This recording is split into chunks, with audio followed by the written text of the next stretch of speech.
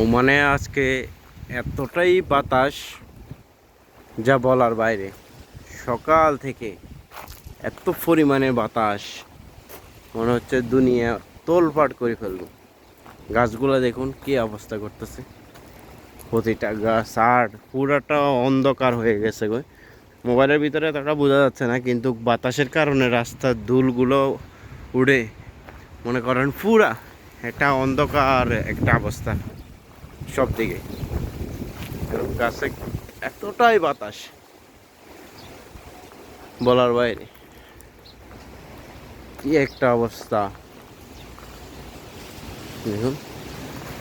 সকাল থেকে মনে হয় দেখো হয়তো বা বৃষ্টি হলে বৃষ্টির সাথে বাতাস হয়, কিন্তু এখানে বৃষ্টি নেই, শুধু বাতাস। আর এই দেখুন কি অবস্থা করতেছে, গাছগুলো দেখুন কি অবস্থা করতেছে। মানে বাতাসের সাথে ধুল আর বালুর কণা উঠতেছে, শুধু চোখে মুখে পড়তেছে। আর দেখুন বাইরের এই সাইডগুলোর দিকে তাকালে দেখা যায়, মোবাইলে বোঝা যাচ্ছে না, কিন্তু ক্যামেরাতে অন্ধকার হয়ে আছে।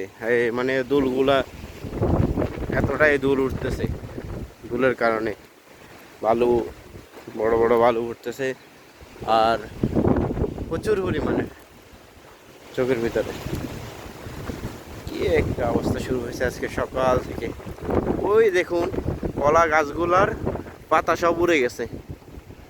ওই দিক দিয়ে দূরে দূরে আমি একটু জুম করলে দেখা যাবে, হয়তো বা এদিক দিয়ে গাছের জন্য দেখা যাচ্ছে না, এতটাই বাতাস যে এদিকে এই যে দেখা যাচ্ছে, দেখেন উপরে অনেক ক্লিয়ার করা যাচ্ছে না। কলা গাছের পাতা সব উঠে গেছে সব জায়গায়।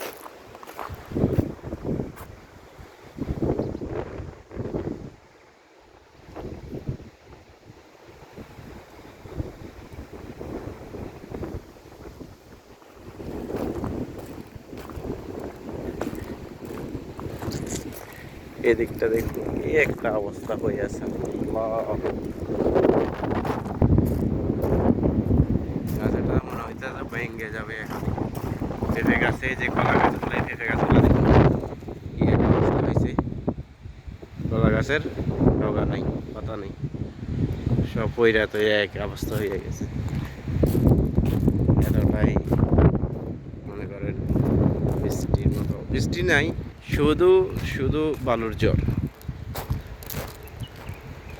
ভালো। আর গাছপালা সব তো মনে হয় যাচ্ছে একবারে ভেঙে ফেলবে এমন অবস্থা।